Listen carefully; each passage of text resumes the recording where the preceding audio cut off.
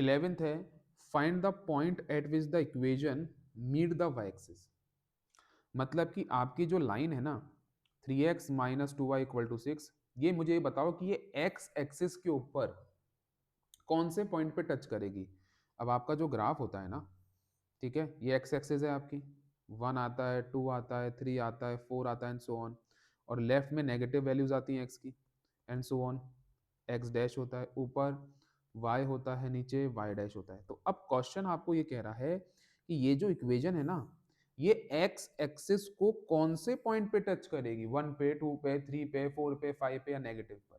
ठीक है, अब एक बहुत इंपॉर्टेंट बात समझ लो class, x on x axis, कोई भी लाइन अगर x एक्सिस के ऊपर आ रही है, मतलब जैसे x लाइन ऐसे x एक्सिस के ऊपर आ रही है, रेड लाइन आ रही है, तो ऑन x एक्सिस लिख लो सब लोग, on x axis value of y is 0। x axis के ऊपर y की वैल्यू 0 होती है।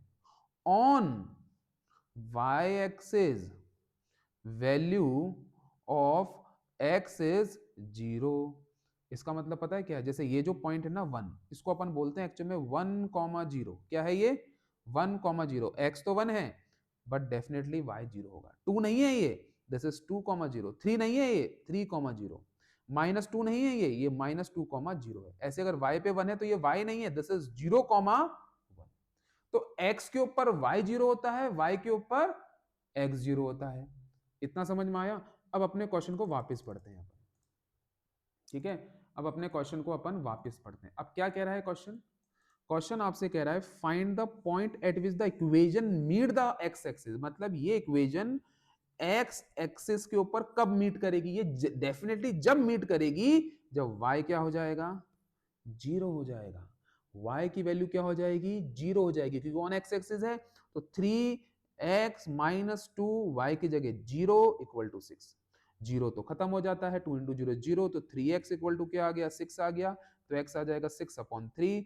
मतलब x की वैल्यू क्या होगी, जब x की वैल्यू 2 होगी तो y डेफिनेटली क्या बन जाएगा, 0। और जब y 0 बन जाएगा तो लाइन किसको मीट करेगी, x एक्सिस को मीट करेगी। तो आंसर आ जाएगा आपका 2,0। मतलब ये लाइन ग्राफ के अंदर x एक्सिस को कहां टच करेगी, 2,0।